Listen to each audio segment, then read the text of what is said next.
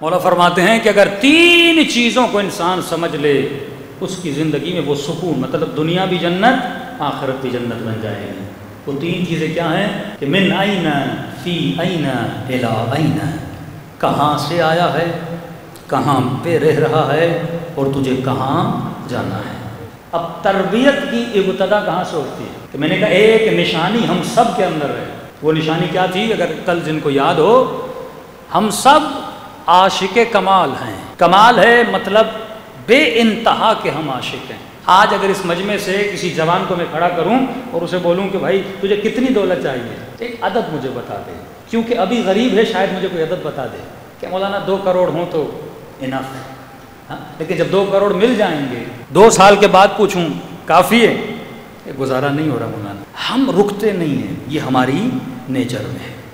اب سب سے بڑا اتفاق جو اللہ نے انسان کے ساتھ کیا ہے، غور سے سنیے گا، معصوم سے پوچھا گیا کہ مولا میں اس دنیا کو اور برزخ کے ساتھ کمپیئر کروں تو کیسے سمجھوں، کیونکہ میں وہاں گیا نہیں، مجھے پتا نہیں کہ وہ کائنات کیسی ہے۔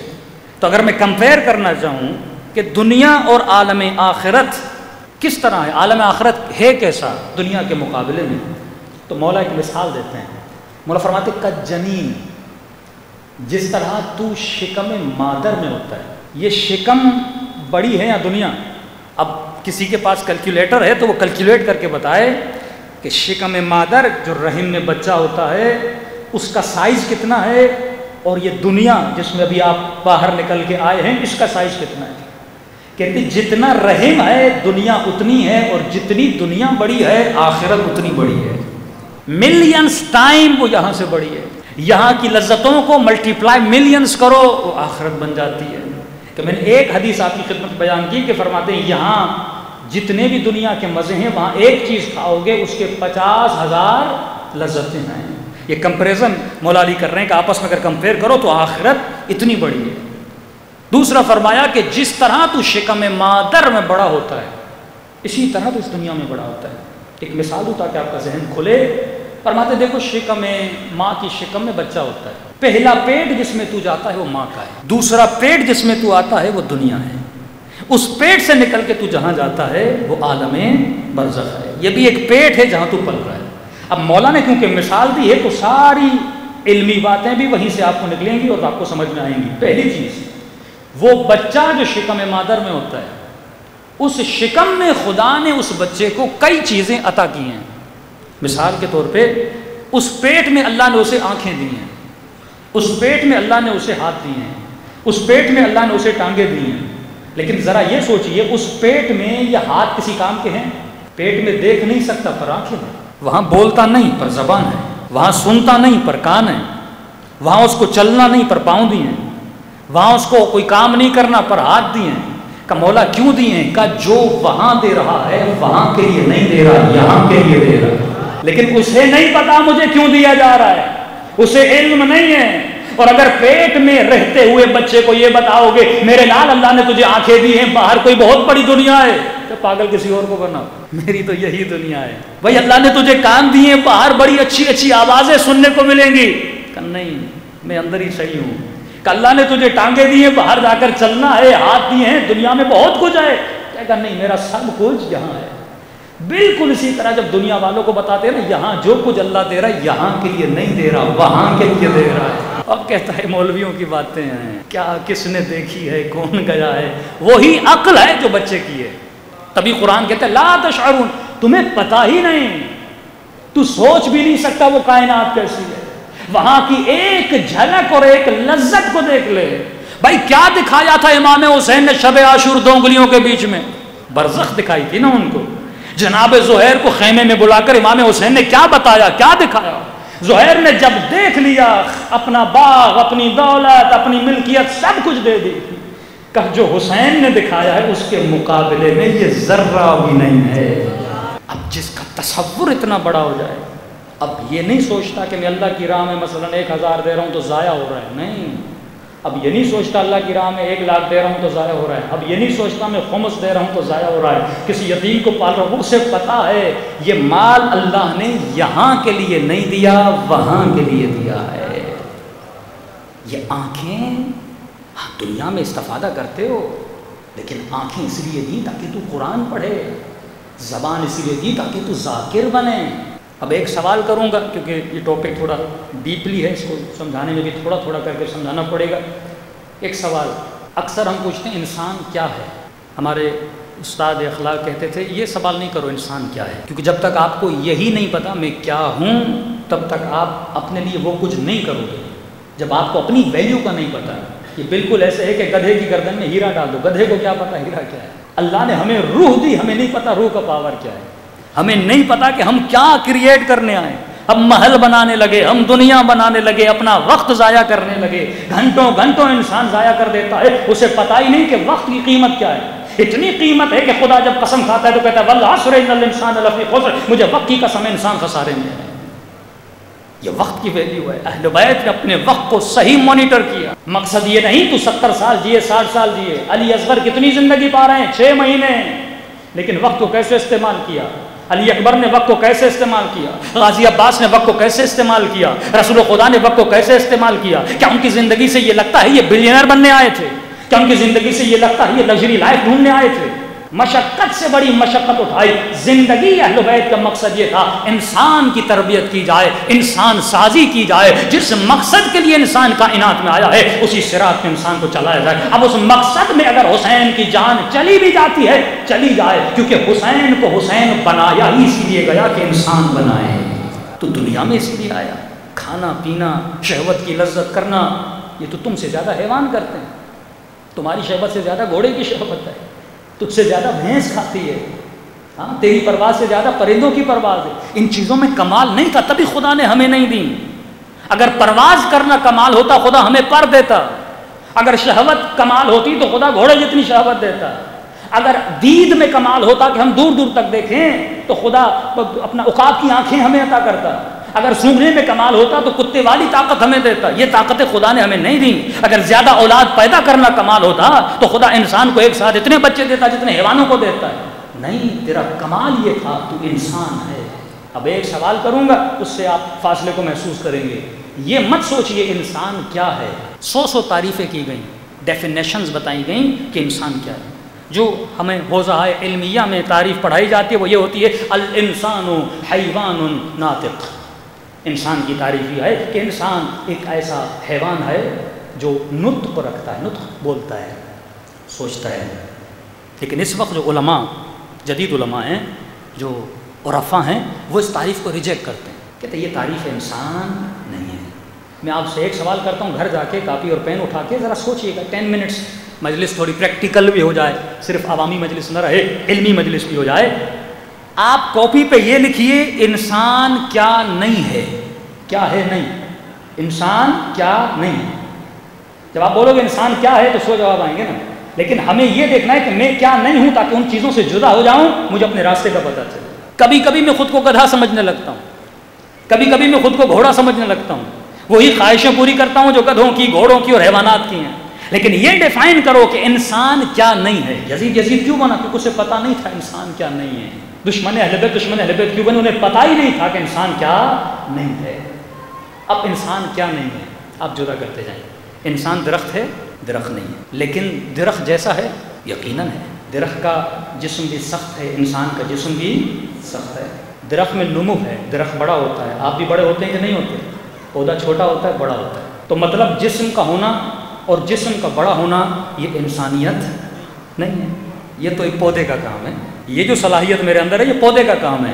یہاں تک میں انسان نہیں، یہاں تک میں کیا ہوں؟ ایک درخت کی طرح ہوں۔ دوسرا، انسان حیوان نہیں ہے۔ حیوان کون ہے؟ کھاتا ہے، میں بھی کھاتا ہوں، اس کا مطلب یہ انسانوں کا کام نہیں، حیوان بھی کھاتا ہے۔ حیوان جذبات رکھتے ہیں، کبھی غصے میں آتا ہے شیر، کبھی ٹھنڈا پڑ جاتا ہے شیر، اسی طرح میں بھی کبھی غصے میں آتا ہوں، کبھی ٹھنڈا پڑ جاتا ہوں۔ تو یہاں تک تو یہ بھی صفت انسانی نہیں ہے۔ شیر گوشت کھاتا ہے، میں بھی کھاتا ہوں، بکری سبزی کھاتی ہے، میں بھی کھاتا ہوں۔ مطلب یہاں تک یا بکری ہوں یا درندہ ہوں، کیونکہ میں گوشت بھی کھاتا ہوں، میں سبزی بھی کھاتا ہوں۔ تو یہاں تک تو انسانی کام میں نے نہیں کیا۔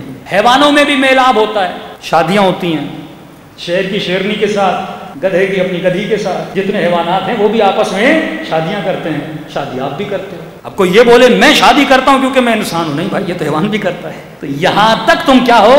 حیوان ہو۔ یہ کام تو انسانی کام نہیں ہے، یہ تو حیوان کرتا ہے۔ آپ یہ بولو میں اچھے اچھے کھانوں کے پیچھے ہوتا ہوں، وہ تو حیوان بھی اپنے لیے اچھے اچھے کھانے ڈھونڈتے ہیں۔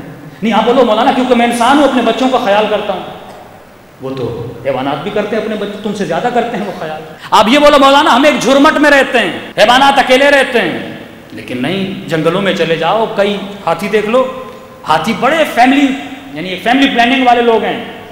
شاید انسانوں میں بھی اتنا صلہ رحمی نہ ہو جتنا ہاتھیوں میں۔ ہاتھی جب ایک مرے ہوئے ہاتھی کو دیکھتا ہے وہاں بیٹھ کے روتا ہے، اس کی ہڈیوں کو دیکھتا ہے، اس کی آنکھوں سے آنسو آتے ہیں۔ ہاتھی کی جب کوئی ہاتھنی مر جاتی ہے تو وہ اس پہ بیٹھ کے سوگ مناتا ہے کہ میری بیوی مر گئی۔ تو اگر تو بھی اپنی بیوی پہ روئے تو یہ تو ہاتھی والا کام ہے۔ اگر تو بھی اپنی فیملی کی کیئر کرے، اپنے بچوں کو پالے بڑا کرے، اسکول بھیجے، ماں یہ بولے میں اپنے بچے کے ڈائپر چینج کرتی ہوں، تو یہاں تک تو حیوان ہے۔ تو وہ بھی ایک کوا بھی اپنے بچے کو کھانا دیتا ہے، ایک عقاب بھی پورا دن تلاش کر کے اپنے بچوں میں لقمہ ڈالتا ہے۔ اگر تو یہ بولے نہیں مولانا ہم پلاننگ کرتے ہیں، پلاننگ تو چونٹیاں بھی کرتی ہیں، یہاں تک بھی تو چونٹی ہے، وہ بھی پلاننگ کرتی ہیں، ان کی پوری پلاننگ کرتے ہیں، دیکھو کہ وہ گھر بناتے ہیں، بلڈنگز بناتے ہیں، پلاننگ کرتے ہیں۔ نہیں مولانا ہم بولتے ہیں، حیوان بولتا نہیں، بولتا تو طوطا بھی ہے، یہاں تک تو طوطا ہے۔ اگر تمہارے اندر بولنے کی طاقت ہے، کھانا پینا، شادی کرنا، بچوں کا خیال رکھنا، فیملی کا خیال رکھنا، اپنا دفاع، نہیں مولانا ہم اپنے وطن سے محبت کرتے ہیں، یہ تو حیوان بھی کرتے ہیں۔ شیر اپنے جنگل کی حفاظت کرتا ہے، کئی حیوان جو اپنی مٹی کی حفاظت کرتے ہیں، کئی حیوان نہیں مولانا ہم اپنا دفاع کرتے ہیں، حیوان بھی اپنا دفاع کرتا ہے، کوئی دوسرا حیوان اس کے جنگل میں آ جائے وہ دفاع کرتا ہے۔ مولانا ہمارے اندر غیرت ہے، غیرت تو مرغے میں بھی ہے، غیرت کا رکھنا یہ کوئی کمال تھوڑی ہے، جس میں نہیں ہے وہ حیوان سے بدتر ہے، جسے اپنی بیوی پہ غیرت نہیں آ رہی وہ حیوان سے بدتر ہے، جس خاتون میں حیا نہیں وہ حیوان سے بدتر ہے، کیونکہ حیوان میں بھی غیرت ہے۔ معصوم مثالیں دیتے ہیں، 3 چیزیں کوے سے سیکھو، رزق کمانا، صبح سویرے نکلنا کوے سے سیکھو، رات شام جلدی آنا کوے سے سیکھو، جماع کرنا، شہوت کا اختیار کرنا، ازدواجی تعلق قائم کرنا کوے سے سیکھو۔ انہوں نے کیا بتایا انگریزوں نے کہ ہم حیوان سے بدتر ہیں، کوے والا بھی حیا ہمارے وجود میں نہیں۔ غیرت سیکھنی، معصوم کا کلام ہے، غیرت سیکھنی ہے مرغے سے سیکھو۔ انگریز مرغے سے گیا گزرا ہے نا، مولانا ہم لبرل ہیں، اب وہ یہ صفات حسن کو صفات رذیلہ بنانے کو شیطان سے سیکھے۔ اسلام میں غیرت اور حسد، حسد صفت رذیلہ بری صفت ہے، غیرت صفت حسنہ اچھی صفت ہے۔ اب وہ کہتے ہیں غیرت کا مطلب ہے جیلسی، غیرت کا مطلب ہے حسد۔ اگر اس کی بیوی کو کوئی دیکھتا ہے تو اس کو غیرت تو آتی ہے نا بائی نیچر، جب مرغے کو آتی ہے تو انسان کو کیوں نہیں آئے گی؟ تو اس کو بولتا نہیں ڈونٹ بی جیلس، جیلس نہیں ہو جاؤ، یہ تمہارے اندر حسد ہے، بیوی کسی سے بات کر رہی ہے حسد نہیں کرو، اسے کرنے دو، کوئی بات نہیں۔ یعنی حسن صفت کو رذیلہ بنا دیتے ہیں، کیوں وہ معاشرے حیوانی بن جاتے ہیں۔ مولانا گاڑیاں ان کے پاس ہے، لگژری لائف ان کے پاس ہے، اچھے روڈ ان کے پاس ہے، بھائی ساری چیزیں یہ تو حیوان والی چیزیں ہیں نا۔ ایک چڑیا بھی اپنے لیے گھونسلہ بناتی ہے، تم نے گھر بنایا کوئی کمال کر دیا۔ ایک شیر بھی اپنی حفاظت کے لیے لڑتا ہے 10 شیروں سے۔ نہیں مولانا ہم انسان ہیں، صبح سے شام تک ہم محنت کرتے ہیں۔ کبھی دیکھو شیر اپنے شکار کے لیے کتنی محنت کرتا ہے، کبھی دیکھو چڑیا اپنے دانے کے لیے کتنی محنت کرتی ہے، کبھی دیکھو یہ گدھا بیچارہ ایک گھاس ملنے کے لیے کتنا وزن اٹھاتا ہے، تم بھی محنت نہیں کرتے۔ تو یہاں تک جو کچھ تم نے کیا وہ تو سارا حیوانی تھا۔ اب مجھے بتاؤ انسان کیا ہے؟ یہاں تک تو سب کچھ حیوان تھا، کھانا پینا، بچے، گھومنا پھرنا، سب کچھ حیوان تھا۔ پیسے جمع کرتا ہوں، حیوان بھی اپنے لیے ذخیرہ اندوزی کرتا ہے، چیٹیاں بھی اپنے لیے، چیٹی کو جہاں چاول کا دانہ ملے نا جمع کرتی جاتی ہے۔ اچھا اس کی کوئی لمٹ نہیں ہے، یہ نہیں کہ میرا گھر بھر گیا، اسے جہاں ملے گا وہ لے کر جائے گی، وہی صفت جو انسان میں ہے۔ ابھی کتنے سال زندہ رہو گے؟ کہ مولانا میکسیمم 70 سال۔ چلو مہینے کا خرچہ کتنا ہے؟ بہت زیادہ کھا لو 5 لاکھ، ملٹی پلائی کرو 60 سے، 5 کروڑ چاہیے نا۔ نہیں مولانا بچوں کے لیے بھی رکھنا ہے، چلو بچہ کتنا جیے گا؟ 60 سال۔ بہت اپنی پوری فیملی کا بھی لگا دے، لیکن انسان کا پیٹ بھرتا نہیں، اس سے زیادہ اسی چیٹی کی طرح جمع کرتا جاتا ہے۔ تو یہاں تک تو کیا ہے؟ حیوان ہے۔ کسی نے کہا مولانا ایک صفت ہے، اب یہ سوچیے اگر آپ کے اندر جواب نہیں آ رہا اس کا مطلب پورے مجمع کو نہیں پتا انسان کیا ہے۔ ہم نے یہی تعریف کی انسان بولتا ہے، ہم نے یہ کہا انسان بچے پیدا کرتا ہے، ہم نے یہ کہا انسان میں یہ ساری صفات جو میں بتا رہا ہوں صفات حیوانی ہیں، صفات انسانی نہیں ہے۔ یہاں تک ہم حیوان ہیں۔ ایک صفت جو ہمیں حیوان سے جدا کرتی ہے۔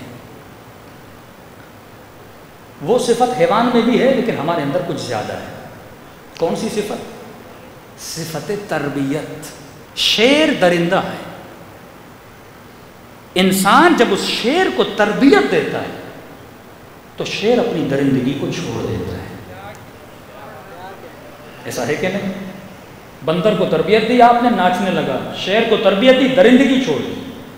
لیکن جب حیوان کو تربیت دیتے ہو اس کی تربیت کی لمٹ ہے۔ یہ نہیں کہ شیر کو گاڑی چلانا سکھاؤ فوراً ہائی وے پہ شیر گاڑی چلائے، نہیں۔ شیر کو جہاز اڑانا سکھاؤ، نہیں۔ اس کی تربیت کی ایک لمٹ ہے، کیونکہ وہ حیوان ہے، وہ لمیٹڈ تربیت پاتا ہے۔ طوطا گھر میں لاؤ گے لمیٹڈ لفظ سیکھے گا، یہ نہیں کہ اسے پورا قرآن یاد کروا دو، نہیں۔ ایک نعرہ سیکھ لے گا، ایک لعنت سیکھ لے گا، ایک گالی سکھا دو گے، ایک اچھا جملہ سکھا دو گے، اس سے زیادہ طوطا کچھ کر نہیں سکتا۔ فرمایا یہاں سے فرق انسان اور حیوان ثابت ہوتا ہے۔ حیوان کمپلیٹ تربیت پانے کی صلاحیت نہیں رکھتا، وہ محدود تربیت پاتا ہے، لیکن انسان کو اللہ نے انسان بنایا کیونکہ انسان لامحدود تربیت پا سکتا ہے۔ یہ جب لشکر یزید میں تھا حسین اسے تربیت دے کے حر بنا دیتے۔ میں نے پورا زور لگایا آپ کو اس مقام پہ لاؤں کیونکہ بڑا مشکل ہوتا ہے ان مفاہیم کو صحیح طریقے سے سمجھانا۔ تو انسان ہے تربیت کی وجہ سے، یہ جو قوت تیرے پاس ہے، انلیمیٹڈ تربیت، سیکھنے کا انلیمیٹڈ پاور، تو ڈاکٹر بن سکتا ہے، تو انجینئر بن سکتا ہے، تو ڈرائیور بن سکتا ہے، تو ایروپلین چلا سکتا ہے، تو کشتیاں چلا سکتا ہے، تیرے اندر مختلف لڑنے کی طاقتیں ہیں، مختلف ہنر سیکھ سکتا ہے۔ اس ہنر کی وجہ سے تو انسان ہے۔ اللہ نے تجھے بھیجا تھا تاکہ تو تربیت پائے، اور اس نے تجھے 12 مربی عطا کیے، علی جیسا مربی عطا کیا۔ یہ تو مسلم نے اپنے اوپر ظلم کیا۔ واللہ اگر رسول خدا کے بتائے ہوئے پلین پہ مسلمان چلتے آج پوری کائنات میں اسلام کا نعرہ بلند ہوتا، علم اسلام بلند ہوتا، ان نعمتوں میں آپ مالا مال ہوتے۔ حدیث کے جملے ہیں جب امام زمانہ کا ظہور ہوگا، فرماتے ایک خاتون کو کوفے میں اس کے پورے بدن پہ سونا پہنایا جائے اور وہ کوفے سے چلے، شہر شہر سے گزرتی جائے، کوئی بھی بندہ نہ اس عورت کو دیکھے گا نہ اس کے بدن سے سونا اتارے گا۔ فرماتے ہیں سونا لے کر، جواہر لے کر، مال و دولت لے کر لوگ گلیوں میں گھومیں گے، ہے کوئی زکوٰۃ لینے والا، ہے کوئی خیرات لینے والا؟ کوئی نہیں ہوگا خیرات لینے والا۔ ایسا نظام امام زمانہ لا کر کھڑا کر دیں گے۔ یہ نظام کب نافذ ہونا تھا؟ جب رسول خدا دنیا سے گئے۔ فرمایا انا مدینۃ العلم وعلی بابها۔ اگر تجھے تربیت لینی ہے یا رسول سے لینی ہے یا علی سے لینی ہے، جو خود تربیت یافتہ نہیں ہے وہ تیری تربیت کیا کرے گا؟ جس کے اندر خود اخلاق نہیں ہے وہ تجھے اخلاق کیا سکھائے گا؟ فرمایا میں خلق عظیم پہ فائز ہوں، اور ہو بہو یا علی لحم کا لحمی، جسم کا جسمی، روح کا روحی، نور کا نوری۔ بس فرق یہ ہے کہ انہ لا نبی بعدی، میرے بعد کوئی نبی نہیں ہے، لیکن اس امت کی اگر تربیت کرنی ہے کس نے؟ علی بن ابی طالب نے۔ سب سے بڑا ظلم یہ ہوا کہ لوگوں نے علی کو حکومت نہیں دی۔ اگر مولا کو حکومت دیتے کہ مولا فرماتے کہ زمانہ آئے گا لوگ اس پانی سے روشنی بنائیں گے جو آسمان کے راستے زمین کے آسمان کے راستے جائیں۔ اتنا علم علی بن ابی طالب کے پاس، یہ میتھامیٹک کے یہ جتنے بھی چھٹے امام کے آپ شاگرد تو دیکھیں، ہر علم اہل بیت علیہ الصلوۃ والسلام کے پاس تھا کیونکہ پروردگار عالم نے دیا تھا۔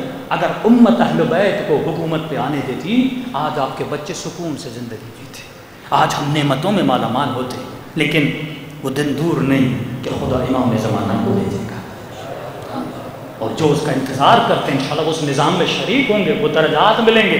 رسول خدا کی حدیث ہے، فرماتے ہیں آخری زمانے میں میرے آخری بیٹے کا جو صحیح انتظار کریں گے، ایک ہے انتظار، ایک ہے صحیح انتظار، ایک ہے نماز، ایک ہے صحیح نماز، ایک ہے مجلس، ایک ہے صحیح مجلس۔ صحیح مجلس کا مطلب کیا ہے؟ ایک مرتبہ آدمی گھر سے اٹھا سیدھا مجلس میں آ گیا، تقدس مجلس نہیں ہے یہ۔ اپنی نوکری کے جاب کے انٹرویو کے لیے جاتے ہو ایسے ہی چلے جاتے ہو؟ نہیں، پہلے کنگھی بندہ کرتا ہے، اچھے کپڑے بندہ پہنتا ہے تیار ہو کے، کیوں؟ کیونکہ لالچ ہے جاب ملے گی۔ یہاں کوئی لالچ نہیں ہے تجھے دین ملے گا، یہاں لالچ نہیں ہے حسین کی ایک نگاہ ملے گی، سیدہ کی رضا ملے گی، ہاں جنت ملے گی، آخرت ملے گی۔ ایسا ہی اٹھ کے چلا آتا ہے مجلس میں، صاف ستھرے کپڑے پہن کے آیا کر، باوضو ہو کر آیا کر، مجلس کے بعد جا کے 2 رکعت نماز ہے امام حسین یا 2 رکعت نماز شکرانہ پڑھا کرو. اے خدا تو نے زندگی تو دی, میں نے جا کے 1 گھنٹہ امام حسین کی مجلس میں گزارا, تو نے اتنا رزق مجھے عطا کیا کہ دنیا در بدر بھٹک رہی ہے لیکن تو نے مجھے نوکر در حسین بنایا. یہ نعمت خدا دے رہا ہے, تو اس ادب کے ساتھ آ کے بیٹھا کرو, کیونکہ اس محفل میں اہل بیت علیہ الصلوۃ والسلام آتے ہیں, وہ نیت کر کے آیا کرو, یہ ادب محفل ہے. فرمایا جو صحیح سے میرے بیٹے کا انتظار کرتے ہیں اجر کیا ملے گا, تصور سے بالا تر. کسی نے کہا مولانا اے کاش ہم رسول خدا کے زمانے میں ہوتے, وہ درجات حاصل کرتے جو اس زمانے کے اصحاب نے حاصل کیے. رسول نے کہا ہم کریم ہیں, ہم کسی کو محروم نہیں کرتے. اگر تو 1400 سال کے بعد پیدا ہوا اس میں تیرا قصور کیا ہے؟ میں کریم ہوں, میں نعمت سے محروم نہیں کرتا. فرمایا جو صحیح طریقے سے میرے بیٹے کا انتظار کرتے ہیں خدا انہیں اصحاب بدر شہدائے احد کا ثواب عطا کرے گا. یعنی صحیح انتظار کر کے جب دنیا سے جاؤ گے لکھا جائے گا یہ شہادت بدری لے کر شہید ہوا, یہ اصحاب احد کا شہید ہونے کا مقام لے کر دنیا سے چلا گیا. صحیح انتظار. صحیح انتظار کا مطلب میں آپ کے گھر آیا, آپ نے کہا مولانا ایک بہت بڑی شخصیت میرے گھر میں آنے والی ہے, بہت عظیم شخصیت ہمارے گھر میں آنے والی ہے. میں نے کہا ذرا گھر تو دکھائیے. میں آپ کے گھر میں آیا, کیا دیکھا؟ کمرہ میرا. دوسرے کمرے میں دیکھا بلی کی نجاست. کوئی اچھا صاحب کوئی بہت عظیم شخصیت تاریخ کھانے وانے کا بندوبست تو کیا ہوگا. آپ کے کچن میں آیا, میلے برتن کچھ بھی نہیں. میں کہوں گا آپ نے صحیح سے بندوبست نہیں کیا. ایک طرف بولتے ہو عظیم شخصیت آنے والی, دوسری طرف یہ عالم تم نے کیا ہوا ہے. امام زمانہ فرماتے ہیں اے مومن ہم تمہارے گھروں میں آتے ہیں لیکن کیونکہ تمہارے گھروں میں نجاستیں ہیں ہم داخل نہیں ہوتے. کسی نے کہا مولا کن گھروں میں آتے ہیں؟ یہ جھوپڑیوں والے گھروں میں, یہ اینٹوں والے گھروں میں. فرمایا نہیں ہم ان گھروں میں نہیں آتے, ہمارا گھر ہے مومن کا دل, ہم اس دل میں جیتے ہیں. اگر آج امام نظر نہیں آ رہے تو کیا دل میں تو ہونے چاہیے نا. اور جس قلب میں امام زمانہ چلا جائے وہ جسم کبھی گناہ نہیں کرتا, کبھی خطا نہیں کرتا, کبھی اللہ کی نافرمانی نہیں کرتا. فرمایا اگر تمہارے دل میں نجاست ہے اس دل میں کبھی فرزند زہرا آ نہیں سکتا. تو خلاصہ گفتار یہ کہ انسان کی تعریف یہ ہے, انسان ایک ایسا وجود ہے جو تربیت لیتا ہے اور جس کی تربیت کی کوئی حد نہیں ہے. یعنی یہ نہیں کہ آپ کی کیپیسٹی اتنی ہو آپ 1 کلاس پڑھو, نہیں, 1 to 2 3 4 میٹرک انٹر بیچلر جتنا پڑھنا چاہو آپ انلمیٹڈ تربیت پا سکتے ہو. تو ہدف زندگی ہے میں کائنات میں آ کے کیا لوں؟ تربیت لوں, نہ کہ کھانا لوں, نہ کہ اپنا وقت صرف گھومنے پھرنے پہ لگا دوں. وہ بھی کرو لیکن لمیٹڈ, جتنی جسم کی ضرورت ہے. جسم کو زیادہ کسی چیز کی ضرورت نہیں ہے. اگر نراکی فرماتے ہیں یہ پیٹ تو کسی بھی کھانے سے بھر جائے گا. پیٹ کبھی نہیں کہتا مجھے مرغی دو, مجھے گوشت دو, اسے جو بھی دو یہ اس کی ایک لمٹ ہے, یہ بھر جاتا ہے. آنکھوں کی ایک لمٹ ہے, تھک جاتی ہیں. گھوم کے بھی انسان تھک جاتا ہے, سن کے بھی انسان تھک جاتا ہے, بیٹھ کے بھی انسان تھک جاتا ہے. جسم کو اتنا ہی دو جتنی جسم کی ضرورت ہے. اپنا وقت ان چیزوں میں نہ لگاؤ جو حیوانی ہیں. جس مقصد کے لیے تجھے پیدا کیا مقصد یہ ہے تو زیادہ سے زیادہ تربیت لے.